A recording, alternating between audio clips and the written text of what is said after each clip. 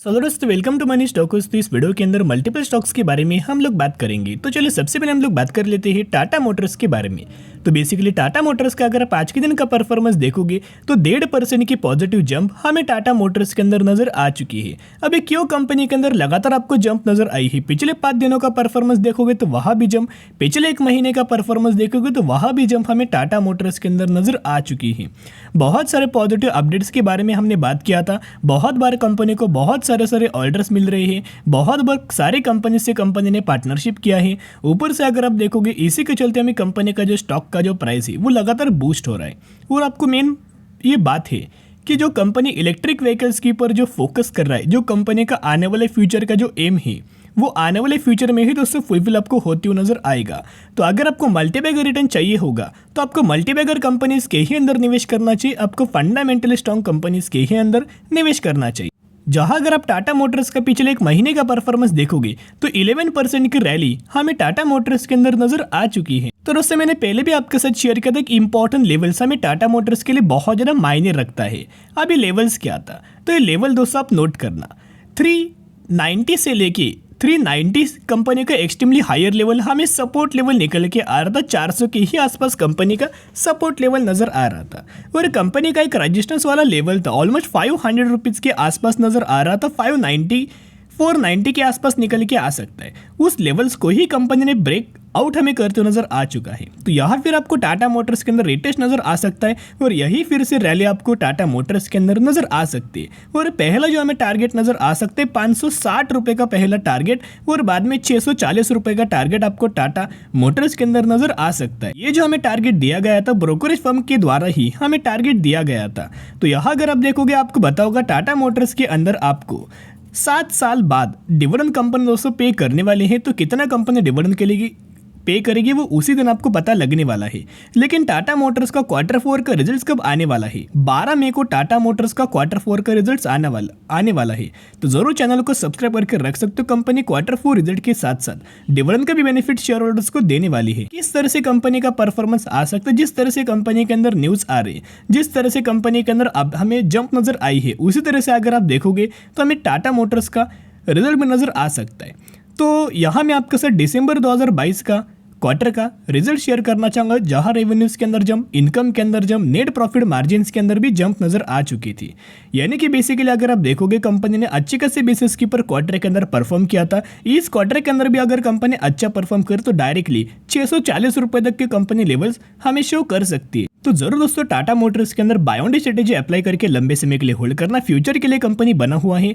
2040 तक अगर आप होल्ड करेंगे तो बहुत ही शानदार तरीके से मल्टीबैगर रिटर्न्स आपको टाटा पावर और टाटा मोटर्स के अंदर नजर आ सकते। चलिए अभी हम लोग बात करेंगे इन्फोसिस के बारे में। तो बेसिकली इन्फोसिस का अगर आप परफॉर्मेंस देखोगे नहीं के बराबर कंपनी ने परफॉर्म किया, लेकिन नेगेटिविटी के ही अंदर हर एक दिन कंपनी का क्लोजिंग नजर आ रहा है। तो इन्फोसिस के अंदर इस तरीके से क्लोजिंग क्यों हो रही है, क्यों लगातार कंपनी एक लेवल्स के ऊपर ट्रेड कर रही है? इसके पीछे का एक रीजन है, कंपनी ने अपना Q4 का रिजल्ट बुरा परफॉर्म किया। इसी की वजह से बहुत ज्यादा सेलर्स या एक्टिव हो चुके हैं। मार्केट ने इसी नेगेटिविटी के अंदर परफॉर्म किया, नेगेटिवली रिएक्ट किया। क्योंकि क्या होता है, मार्केट की अगर कोई भी कंपनी एक्सपेक्टेशन फुलफिल ना करे तो मार्केट इसे नेगेटिवली रिएक्ट करता है और इस कंपनी के अंदर ज्यादातर हमें बायर्स नहीं आते। लेकिन इन्फोसिस के अंदर अपोजिट मात्रा में नजर आ रहा है। जितना हमें कंपनी के अंदर गिरावट हो रही उतना दोस्तों डिलीवरीज हमें लगातार बढ़ती हुई नजर आई है। तो बहुत ही ज्यादा पॉजिटिव न्यूज निकल के आ रही है। तो चलिए सबसे पहले हम लोग बात करेंगे अपडेट्स के बारे में। तो आप ये देख सकते हो Infosys share price outlook, will June quarter be worst than March for IT, check brokerage calls and target price. तो बेसिकली ब्रोकरेज फर्म ने दोस्तों हमें एक टारगेट प्राइस दिया गया है। तो टारगेट्स भी हम लोग बात करेंगे, लेकिन सबसे पहले अपडेट्स अगर आप देखोगे global cues hint at a negative quarter for IT sector. Meanwhile, Infosys share have a buy rating for multiple analysts, while some has downgraded it to sell.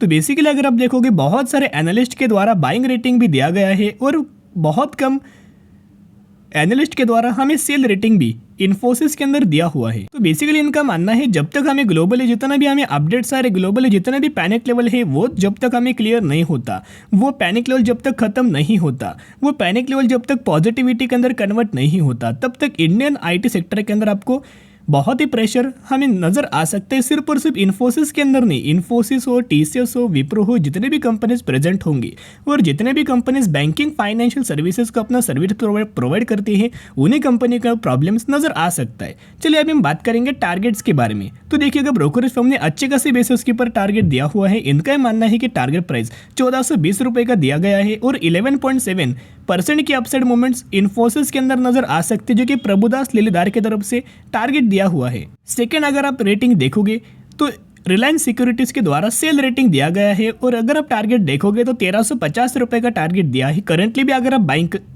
अगर आप स्टॉक प्राइस देखोगे करंट का, तो फिर भी हमें करंट प्राइस से भी अगर आप कंपेयर करेंगे तो ऊपर लेवल्स के ऊपर ही टारगेट्स हमें इन्फोसिस का दिया हुआ है।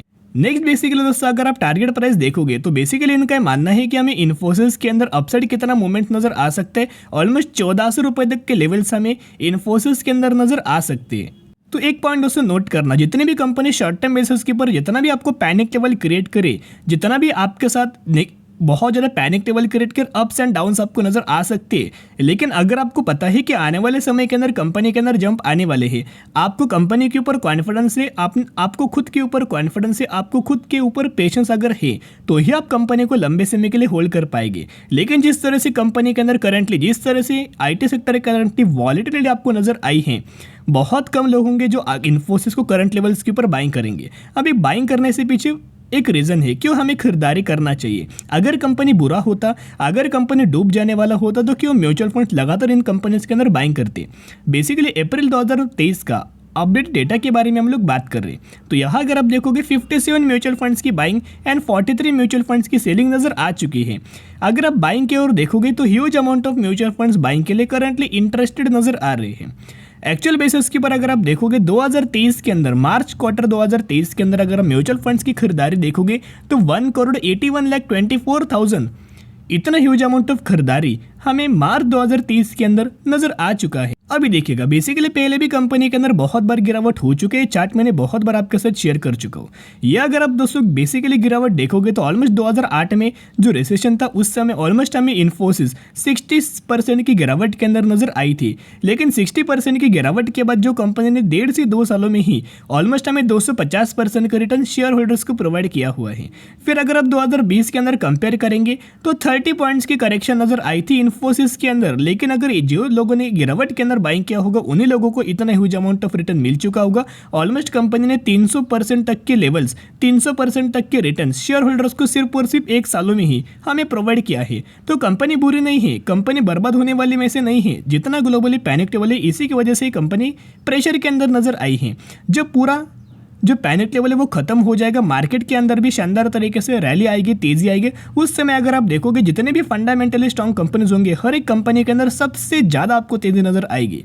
लेकिन करंटली जो पैनिक लेवल है वो बाइंग अपॉर्चुनिटीज बन सकते हैं, खरीदारी करने का बढ़िया मौका है। तो जितना गिरे उतना बाय ऑन स्ट्रेटेजी अप्लाई करके लंबे समय के लिए होल्ड करना। तो चलिए अभी हम बात करेंगे एक कंपनी के अंदर 1:1 रेशियो के अंदर, 1:1 रेशियो के अंदर स्प्लिट का और 1:2 रेशियो के अंदर बोनस का आपको बेनिफिट मिलने वाला है। अगर आप बोनस का कंसिडर करेंगे तो 3 शेयर के बदले 1 शेयर आपको बोनस शेयर दिया जाएगा और 1 के बदले आपको 10 शेयर स्प्लिट के द्वारा मिलने वाला है। स्प्लिट एंड बोनस एक ही कंपनी के अंदर मिलने वाला है, जिसका अगर आप नाम देखोगे हार्डवेयर इंडिया लिमिटेड। यही वो कंपनी जहां मैक्सिमम के अंदर 300% का रिटर्न 1 सालों में कंपनी ने शेयर होल्डर्स को बना के दिया हुआ है। अच्छी कंपनी है तो जरूर कंपनी के बारे में स्टडी करना, एनालिसिस करना, उसके बाद निवेश करना। तो चलिए अभी हम बात करेंगे IEX के बारे में। बेसिकली IEX का आज के दिन परफॉर्मेंस अगर आप देखोगे 0.81% की पॉजिटिविटी क्लोजिंग IEX के अंदर नजर आ चुकी है। हर एक दिन कंपनी के अंदर ह्यूज अमाउंट ऑफ रैली आ रही है। जब तक कंपनी 150 रुपीज के ऊपर लगातार ट्रेड करे तब तक दोस्तों डरने की कोई बात नहीं है, क्योंकि बेसिकली कंपनी एक रेजिस्टेंस लेवल के नीचे ट्रेड कर रहा था। कंपनी रेजिस्टेंस लेवल ब्रेक किया, रिटेस्ट किया और फिर कंपनी के अंदर करंटली हमें धीरे धीरे करके आपको तेजी नजर आई है। तेजी के पीछे एक वजह भी है। करंटली समर महीना स्टार्ट हो चुका है तो बहुत ज़्यादा पावर की कंजप्शन होता है, पावर का यूटिलाइजेशन होता है। तो बेसिकली होता क्या है कि पावर जरूरी होती है। तो पावर को कौन ट्रेड करेगा? IEX एनर्जी को भी ट्रेड करता है और पावर को भी ट्रेड करता है।